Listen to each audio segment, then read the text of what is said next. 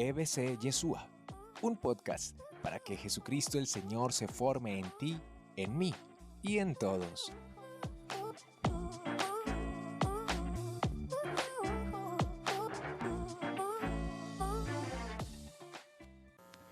El nardo es una flor, pues, de allá de Israel, y es un aroma que inclusive hasta el día de hoy se siente cuando uno va a Tierra Santa en el lugar del sepulcro, ¿sí? Es el perfume que usan porque, pues, como con todos estos aromas era que preparaban los cadáveres, los judíos, y era para, como tal vez lo han escuchado en el Evangelio en San Juan allá al final, que dice que embalsamaron a Jesús, ¿se acuerda? O que las mujeres fueron el día de la resurrección a llevar esos aromas para embalsamar a Jesús. Entonces, aquí, digamos lo que esta mujer María se ha adelantado a llevarle el perfume. Ella no sabe lo que va a ocurrir, no sabe lo que va a ocurrir con Jesús, sino que el Evangelio la va a presentar a ella como esa mujer que se adelanta a llevarle ese perfume a Jesús, como ese aroma que lo va a, digámoslo, lo va a llenar el día de su muerte. Y aquí pareciera también o aparece como una contradicción con un texto que está también inmediatamente anterior, y es el de Lázaro. En el capítulo 11, versículo 39, quiero resaltar esa frasecita. Mire lo que pasa. Nos dice allí en el versículo 39, dice Jesús: quitad la piedra, cuando pues estaba Lázaro muerto, y le dijo a la gente: quiten la piedra. Le responde Marta, la hermana del muerto: ay, Señor, pero es que ya huele, es el cuarto día. Yo dije ahora que 3 y son 4. El cuarto día, un cadáver después de 4 días ya nadie soporta el olor, ¿cierto? Entonces eso es lo que le preocupa a ella. ¿Por qué lo pongo como en contraposición? Porque la muerte huele mal, pero la vida huele delicioso, huele riquísimo, ¿sí? Y eso es, y más la vida cuando uno ama. Y le voy a mostrar ahí otro texto que nos va a ayudar a entender qué es lo que yo quiero decirles. ¿Cómo así que la vida cuando uno ama? Cuando ama uno una persona, a uno que inclusive ustedes jóvenes dicen cuando se enamoran: es que tengo como química con esa persona, ¿cierto? Y es ese olor que a uno le atrae el olor de esa persona que ama. Miren, por ejemplo, el Cantar de los Cantares, eso lo expresa. Allí en el capítulo 1, versículo 3, mire qué lindo como dice: qué suave el olor de tus perfumes, tu nombre es aroma penetrante, por eso te aman las doncellas. Entonces, el suave olor del perfume, ¿cierto? Como está tan enamorada la novia aquí, que le está diciendo al novio que con solo escuchar su voz ya siente el olor de él, sí, su perfume, su olor. Y más adelante también nos vuelve a decir en el versículo 12 de ese mismo capítulo 1, miren cómo dice: mientras el rey descansa en su diván, mi nardo exhala su fragancia. El nardo entonces era una fragancia, sigue siendo en Israel, muy excelente y muy costosa. Entonces, aquí dice que cuando el novio está ahí como tirado en la cama, ya desde ahí está esperándola como con esa fragancia, y ella misma está sintiendo ese olor y esa fragancia. Entonces es el amor que nos atrae el uno al otro. Allí yo quiero también traer un texto que voy a relacionar aquí, y es el Apocalipsis. en el capítulo 5, versículo 8, cuando dice que cuando esta mujer con este perfume, pues María tomó esa libra de perfume de nardo puro, muy caro, ungió los pies de Jesús. Sí, la casa se llenó del olor del perfume. Y entonces el Apocalipsis, miren lo que dice tan hermoso.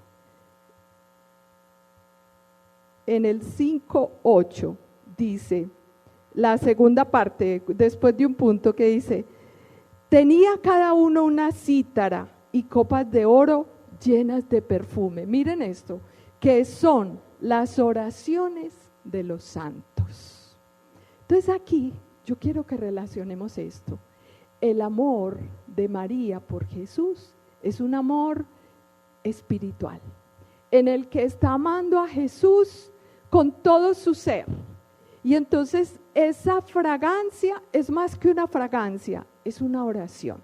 Aunque ella pues ha regado su perfume, pero lo que quiere es agradecerle a Jesús todo lo que ha hecho por esa familia, por ellos, por ella misma.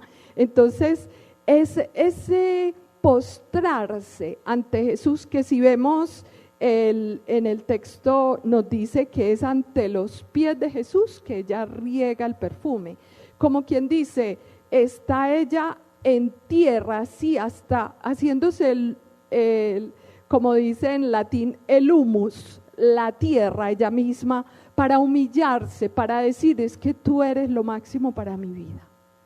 Y aquí es el mensaje que nosotros tenemos que captar. Cuando nosotros, como María, captamos que Jesús es el amor de nuestra vida, estamos salvados. Eso es lo que le pasa aquí a María, ¿cierto? Y es la que entiende que es el Señor el que se está entregando por ella.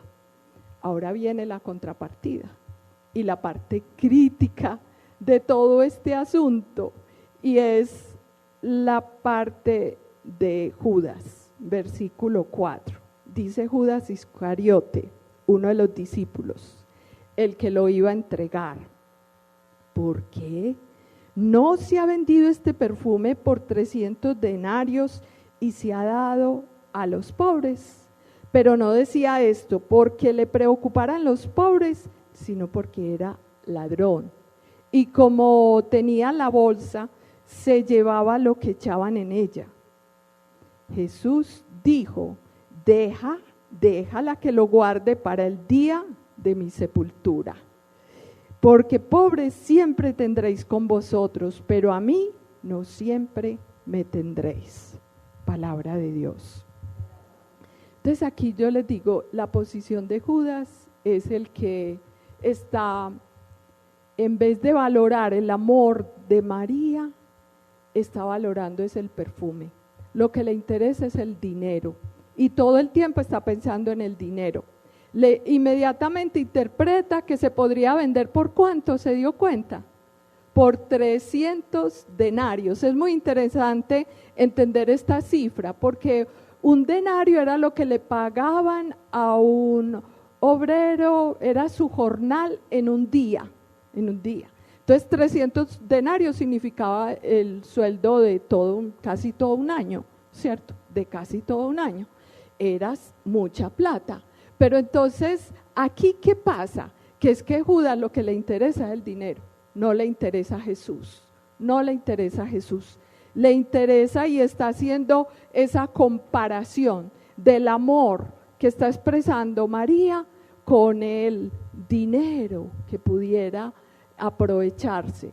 Él se justifica diciendo que para los pobres, pero muchas veces pues hay personas que les sirven a los pobres nomás por aparentar, no les interesa realmente servirle a la persona, simplemente para que digan que le está sirviendo a los pobres. Entonces, una limosna sin identificarse con Jesús, que es el que da la vida, que es el que se ha dado y se ha entregado por nosotros, no tiene ningún sentido. Es un sentido pues como más empresarial, más de conseguir o incluso volver al pobre como un instrumento, no es un hermano. Y allí en la experiencia de Jesús es diferente, es la experiencia del hermano. Entonces, aquí se podría comparar con un texto muy bello del Cantar de los Cantares. En el capítulo 8, ya terminando el Cantar de los Cantares, mire lo que dice. A mí este texto me encanta y me recuerda a una época de mi noviazgo que les voy a contar. Dice así, capítulo 8, versículo 7. No pueden los torrentes apagar el amor, ni los ríos anegarlo. Si ofreciera su patrimonio a cambio del amor, quedaría cubierto de tierra. Miren esto qué tremendo. No pueden los torrentes apagar el amor, porque es que cuando uno está enamorado, nada lo detiene. Y ahí le cuento pues la época de mi noviazgo. Yo recuerdo pues que estábamos Oscar y yo súper enamorados y habíamos tomado entonces la decisión de casarnos y fuimos pues a decirle a mis papás que nos íbamos a casar. Mi papá estaba muy preocupado porque pues a él le parecía que yo estaba muy joven, tenía 21 años y nosotros llevamos muy poquito de novios, nosotros nos casamos al año y medio de novios. Entonces a los 6 meses de novios ya estábamos diciendo que nos íbamos a casar. Mi papá decía, no, pero esperen, todavía no, porque no, espera un tiempito. Fuera de eso, gracias. Yo estaba pues terminando la carrera, me faltaba todavía un poquito, me casé incluso, me faltaba todavía un semestre, porque nada me detenía. Y mi papá entonces comenzó como medio a chantajearme. Y era que pues cuando empecé a estudiar en la universidad, nosotros estábamos, mi familia estaba muy bien económicamente. Entonces mi papá me dio de regalo un carrito. En esa época pues era casi nuevo, era un carro muy bueno. Y entonces llega y me dice, si te casas, te quito el carro. Y yo, papi, quíteme si quiere la herencia, pero yo me caso. O sea, yo no voy a cambiar mi matrimonio, mi noviazgo por un carro, pues ni se le ocurra.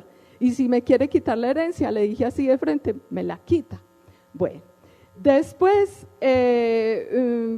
pues había una religiosa que era muy amiga de mi familia y entonces también muy preocupada, que yo tan joven, que cómo me iba a casar, que no sé qué, me llamó y me dijo, a mí me gustaba mucho estudiar, era pues digámoslo, mi debilidad, me gustaba muchísimo mi carrera, yo la hacía con mucho entusiasmo. Entonces ella me dijo, ¿a vos que te gusta tanto estudiar? Porque no dejas esa bobada de que te vas a casar y te prometo que te doy una beca en Harvard, porque yo tengo contactos y te la puedo conseguir. Yo le dije, no hermana, es que no me interesa, yo estoy enamorada y me voy a casar. Segunda vez entonces que me prometían cosas por el amor, yo por ese amor no lo cambiaba. y bueno, después ya muy cerca de mi matrimonio, entonces empezaron a criticarme porque yo había tenido novios con mucha plata. Y entonces me decían, no, pero es que vea, Oscar era profesor de filosofía, entonces no era mucho lo que ganaba en esa época. No, era muy poquitico lo que ganaba. Entonces me decían, usted se va a morir de hambre, ¿a dónde la van a llevar a vivir? Seguramente a un barrio marginado. Yo vivía en Laureles, en una casa gigante, pues porque éramos 6 hijos y cada uno tenía su habitación, era pues las super comodidades, y me empezaban a retar. Vos te vas a morir de hambre con ese novio que no tiene plata, no tiene carro, no tiene nada, no tiene casi pues un trabajo que no gana casi nada, menos del mínimo. Entonces yo decía, no me importa, me puedo morir de hambre, pero yo me caso. O sea, yo recuerdo que me decían, vea, usted le entra por un oído y por el otro le sale. Sí, porque estoy enamorada, nadie me va a cambiar este amor. Y le cuento eso ¿por qué? Porque es que cuando uno ama de verdad, no se negocia el amor. Y con Jesús, ese sí que es cierto. Si el amor de una persona, pues que tiene uno al lado, y bendito sea Dios, yo le doy gracias todos los días por mi relación de pareja, pues es tan hermoso, cuánto más el amor del Señor. Es un amor sin límites, es un amor sin condiciones, es un amor que ha ido hasta el extremo de amarnos entregando su vida allá en la cruz. Entonces, que no caigamos en el error de Judas, de despreciar el amor de Jesús. Por el contrario, que seamos como María, que captemos su perfume y que a la vez seamos perfume, oración para toda la comunidad, porque a eso nos invita este texto. El perfume llena toda la casa, es decir, es el testimonio de amor de esta mujer, y ese es el testimonio que el Señor quiere que nosotros tengamos. Por eso Jesús está tan agradecido con esta mujer, porque dice que hasta su sepultura ella lo embalsamará, ella lo preparará. ¿Por qué? Porque ella es la testigo del amor en ese momento. Ella está amando a Jesús, y eso es lo que el Señor nos pide, que usted y yo le correspondamos al amor, a ese amor hasta el extremo, y sea a través de las oraciones y el servicio también a los pobres, porque no quiere decir que no amemos a los pobres, pues porque algunos lo entenderán así, ¿cierto? Yo recuerdo las primeras veces que leí este texto, yo decía, pero no entiendo si Jesús todo el tiempo nos está enseñando de ayudarle a los pobres, pero ahora que lo he estudiado y lo entiendo, lo que pasa es que se ama a los pobres, pero desde el amor de Jesús. Y cuando tenemos el amor de Jesús en nuestro corazón, no es tanto darle una limosna al otro, como muchas veces nos ocurre a nosotros, que como que por quitarme a la persona de encima, le doy cualquier moneda. No, no es eso. No es eso lo que el Señor quiere. Eso era lo que Judas quería. Quizás a esos pobres, vea, regálele plata a ver si se los quita de encima. No, eso no. Lo que Jesús quiere es que veamos su presencia en esos pobres, que amemos y que veamos en los pobres a Jesús como hermano, como al que yo le sirvo, como al que yo amo. Entonces es totalmente diferente, ¿cierto? Porque si yo veo a Jesús en ese necesitado, yo voy a hacer lo máximo por sacar a esa persona de esa dificultad, en cualquier área en la que sea pobre, porque no es solamente el necesitado de cosas materiales, va a ser también necesitado a veces de afecto, a veces necesitado de que lo escuchen, necesitado de comprensión y de experiencia de Dios inclusive, es lo primero. Entonces qué bueno que nosotros seamos ese perfume, ¿cierto? Ese perfume en nuestra iglesia, que mi vida sea para ti como un perfume a tus pies.